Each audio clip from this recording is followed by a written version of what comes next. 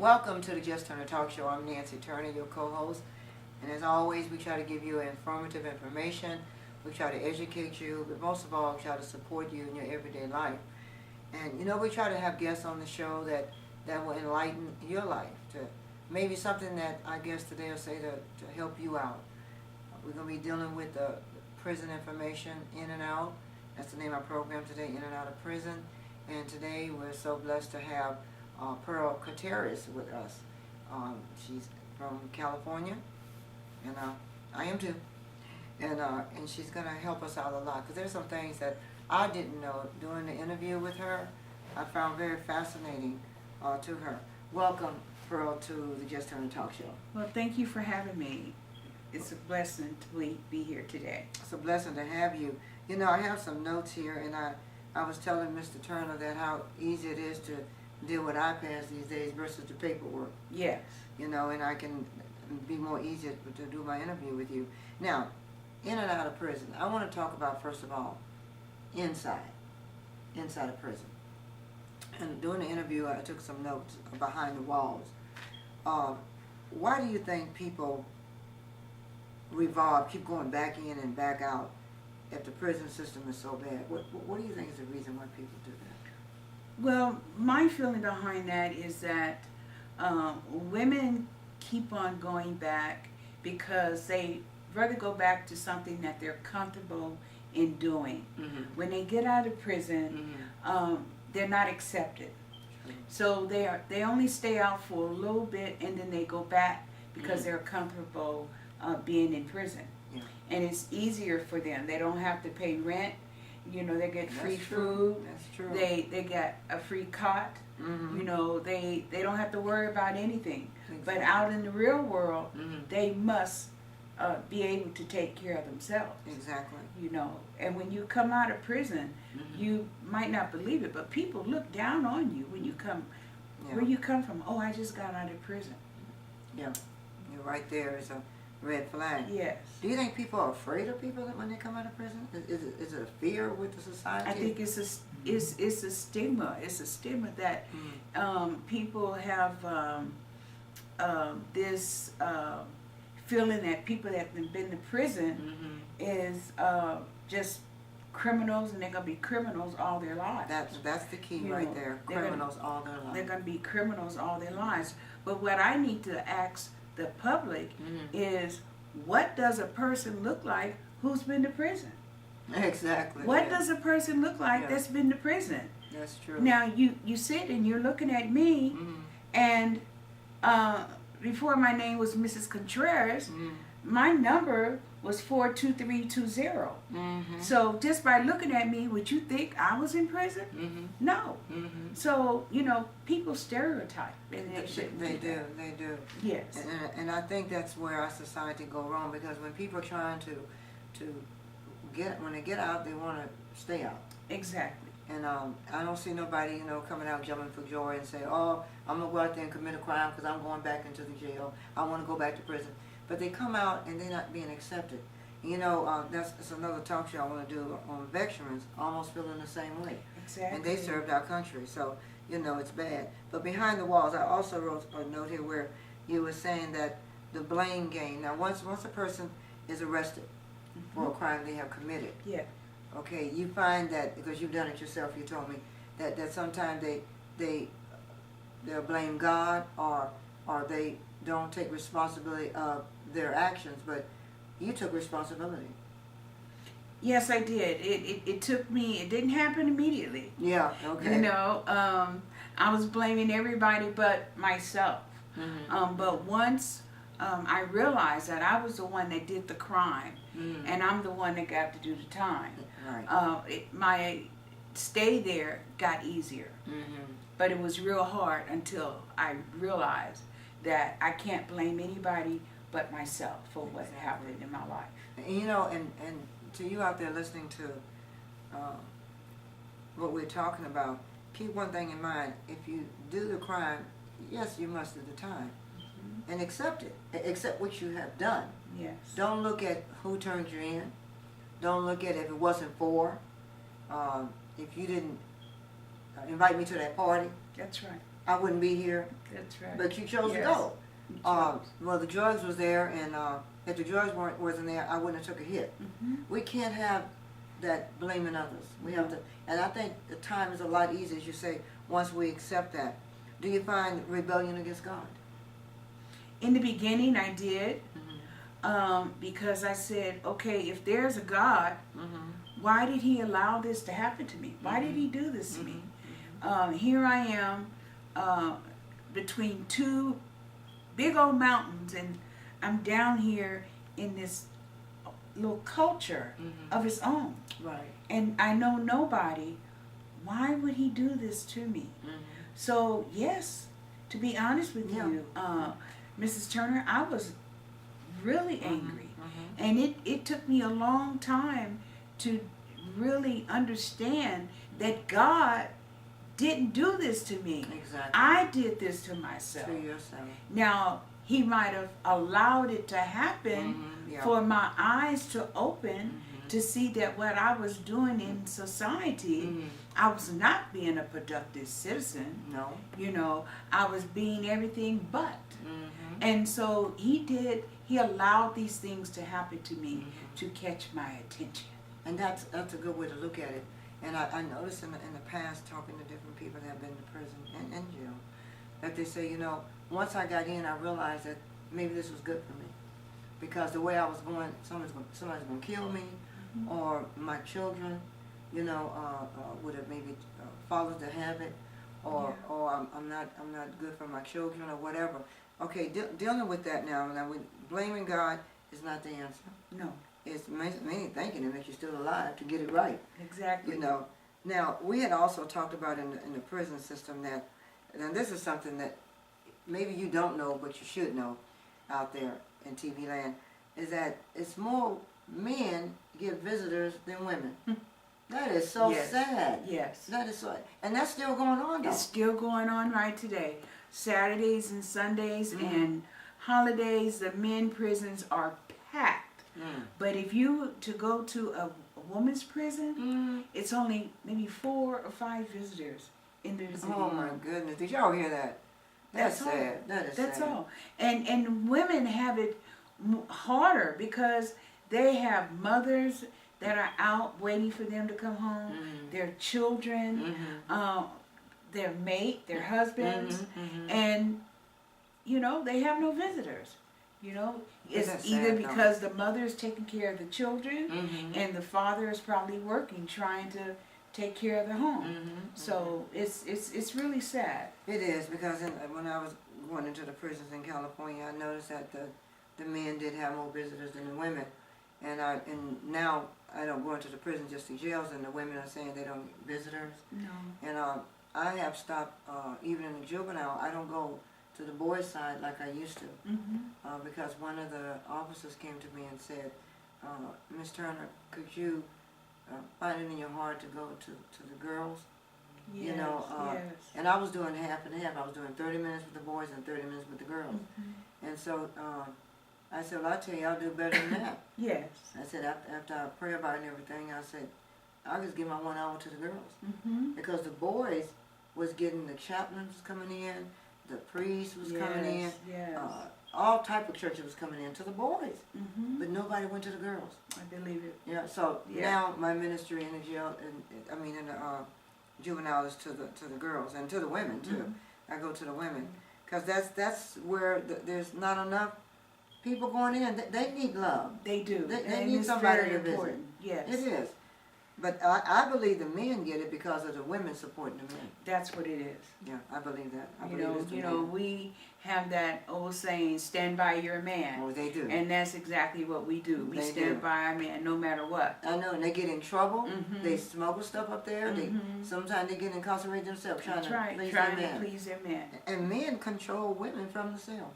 That's true. That is sad. That's true. That is so sad. He can't touch you, but yet he controls you. Yes, and you even have some COs in the women's prison that control us.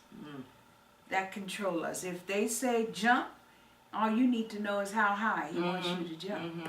And if you don't do the things that he wants you to do, you will suffer the consequences. I feel that it's blackmail. I think women in the jails that with the COs, that they blackmail the women and they intimidate them. Like, if you don't do what I say, you're going to hold.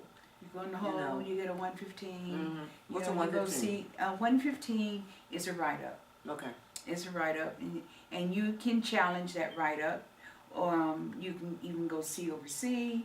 You know, they can make things up on you. Anything. Oh, I you know, that. They're doing that today outside. It's not only the male COs; it's some female COs also. Did y'all hear that? It's not just the men. Some of the women. Wow.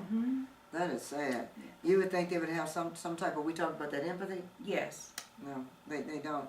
They've been trained to be hard, not to buddy with you, That's right. even if they desire to do it. And sometimes they overdo it. Yes. And I told you about the woman that was in the men prison, and she was Yes, one of you the guards, and the guy got loose and he beat the woman up more than he beat the man, and they actually said, why you beat her up so bad? Yeah. And he was saying because, you know, she shouldn't have been there. Let her know she is not tough as she thinks she is.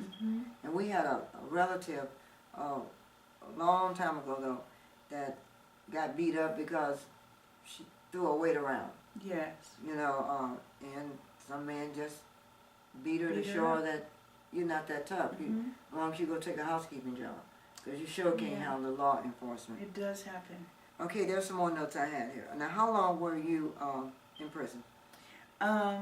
They gave me 14 years, and since it was my first time in prison, I did 7 years on 14. Okay, 7 years, okay.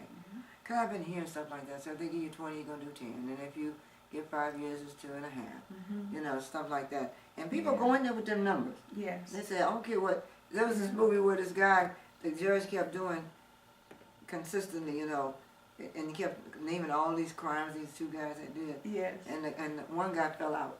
They were both in a crime together, but he fell out. And the guy said he don't realize he only got 10 years. Yeah. But what the judge was saying, that man thought that man had forever. Yeah. Like, why would he just say life? But he didn't understand the law. Yeah. And he fell out. But anyway, okay. Now you was telling me something about inside the prison that, and this I was asking you, that there's women that are not straight. Okay. Yes. And we're going to talk about lifers too. But you were telling me something was kind of fascinating to me because I didn't know this, that you can be more straight in the women prison than you can the men. That in the men prison, the men are getting raped. You know, you're gonna be my bitch, and then in the women prison, you. Yes, They claim claim you. you. Now tell us about on the women's side, how does that work? So usually, when you come to prison, they have inmates working in prison, and in R&R. R&R is receiving and releasing. Okay. And so if you have a lifer, sometimes you can have a lifer that has a long time and has nothing to lose, and that lifer can say, I claim her. And you won't know that until you get on the yard that you've been claimed. Oh, wow. And once that person tells you that they're interested in you, and you start accepting gifts and canteen and protection and all this good stuff, and you eating good, and everybody respect you because you with this, you know, big baller, you know, and then you turn around and you playing games with this lifer, it's not good. That's when they will, you know, give you what they feel that you deserve. You're misleading them too. Yes. Yeah. Now, as far as raping women in prison, usually women only get raped when they have a child case, something that they've done to a child, or if they've hurt their mother. Then they will wait, and they will either get you on the yard in the bathroom, or they'll tell someone to be a lookout, and then they'll go in the room while the door is open, go in the room and beat you, and then come out. By the time the COs find out about it, it's over with. But you mentioned something too, Ms. Contreras, about the a broom. You said sometimes they're cruel enough to put a broom up in you like that. Yes, I've seen it done. Oh, God. Yes. I mean, just what you In just said. the ladies' bathroom on the yard. Yeah. Mm-hmm. It's so educational how the women prison versus the men. Yes. It's just thinking about it, you know. And I hope the children that look at this on Saturday will hear what we're saying, that prison is not a good place to go, and you're not going to go unless you do a crime. So you think about that. That's right. You know, That's so right. now you were saying also that inside with a lifer, and then this is what I found. I want y'all to hear this in TV land, because it really is like, wow, that if a lifer, if you get with a lifer, now me with a lifer would have been someone's for life, true, Mm-hmm. but I'd be scared of them, because I know they can beat me down. What you gonna do? Bitch, put them in a hole. Mm-hmm. I mean, nothing else you can do to them. If they don't kill me, they ain't gonna be the electric chair. Yeah. But you got the other side of a lifer. A lifer don't have to be that mean, terrible person. No. Tell us about the lifer. It could be a little different than what I just So, described. and it is. I mean, people have the perception that, okay, a person is in there for life, so they got to be this real bad person. But let me tell you from firsthand that a lot of the lifers that I met are good, educated individuals. Yes. And they make themselves active within the community of the jail. They do something. They head of the WIC. You know, they head of the chapel. They're doing some. Yes, they're doing different things. They educate other women on HIV and hepatitis C. Yes. And so all the lifers in there are not tough. Now, you have some lifers that, you know, of course, they don't have anything to lose. So they are in jail doing their thing, you know. And so this makes them very popular, you know. Yeah. And so you might have a lifer that says, well, I choose you to be my running person, you know, and that means you would hold drugs for them and do everything for them? What was yes. that? Okay. Yes. And it's no snitching in prison. You don't snitch in prison. That's one thing I know. I don't care what prison you in. No snitching in prison. That's one thing I tell you. Yes. That's something like a taboo. You do that, you out of here. You know. Now dealing with now you said there's eight. Well, you were 8 women to a cell. 8 plus women. A lifer? 8 beds. It's 8 beds. Sometimes you'll have a lifer in there. Okay. Some lifers claim the room. You do whatever they say do. Okay. You only have 2 sinks, 1 shower, and 1 bathroom. Okay. So the lifer will take one whole side, one whole sink, and then you do all the cleaning, whatever they need done, because they run the room. Oh. And that's how it has to be. So a person be in a lot of trouble trying to come in there and take over the house, right? Yeah. Wow. So you wouldn't want to do that. No, you wouldn't wouldn't. want to do that. What about this going to jail or prison, mainly prison, and I'm gonna do easy time? You leave me alone, I leave you alone, and I don't want to be bothered with nobody. Do that really work? No, it doesn't work, because in prison you're gonna need somebody. Yeah. You're gonna have to have somebody that you can talk to, because you can't talk to the COs. You have counselors, but they're always busy. And it just might be something personal that you want to talk about. True. You know, so you have to. I think I told you before that I didn't want the time to do me. I wanted to do the time. Yeah, I remember that. Because that made it easier for me. Because in the beginning, time was doing me. I didn't want to program. I didn't want to do anything. I didn't want to talk to nobody. Don't talk to me. I don't know you.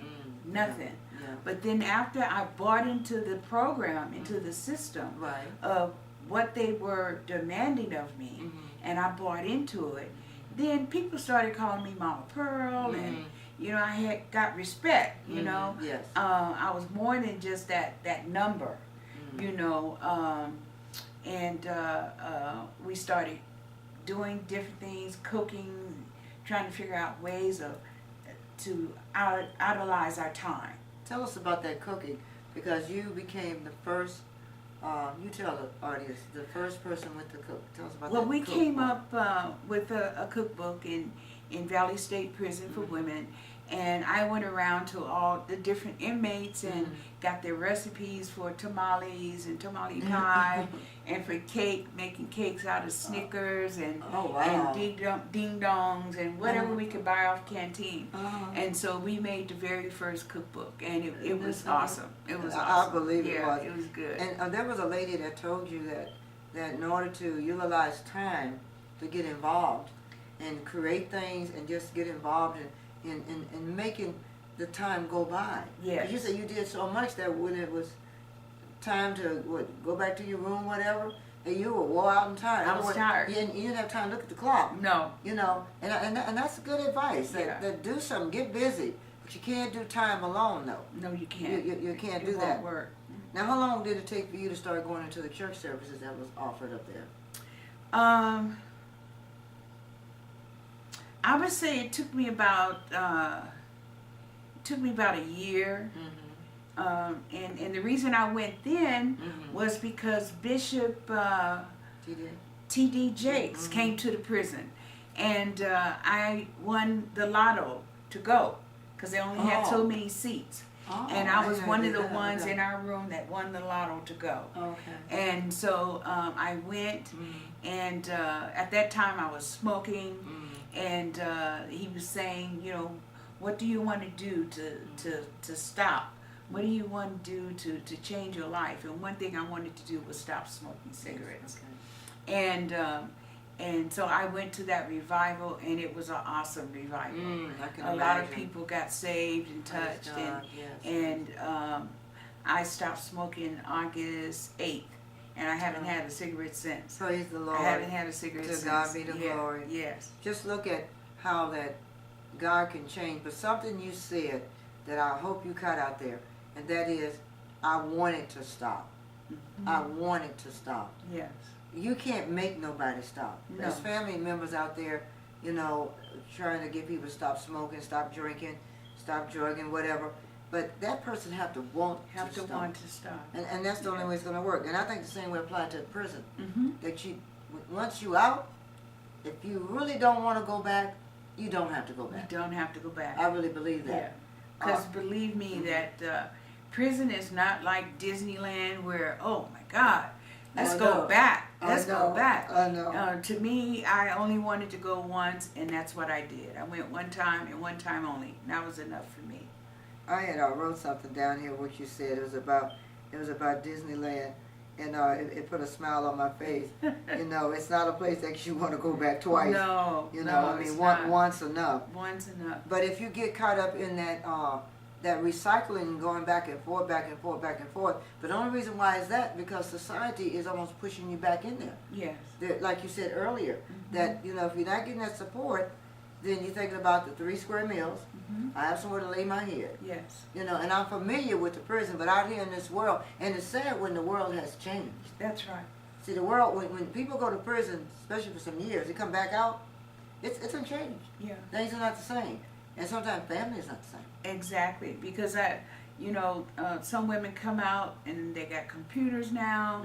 They got all this new technology. They don't even know what it is. I know. You know, they don't even know where to start from. Exactly. You know, they go in prison, and we want to stop the recidivism.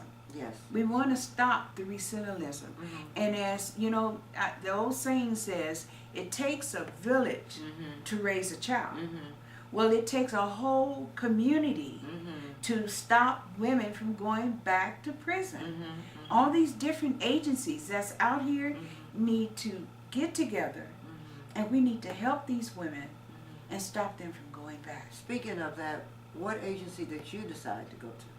Well, what I started doing, when I got out of prison, I knew that I had to have a B, C, and a possible D plan in order to make it out into society. That makes sense, yes. I also knew that I wanted to be a taxpayer again.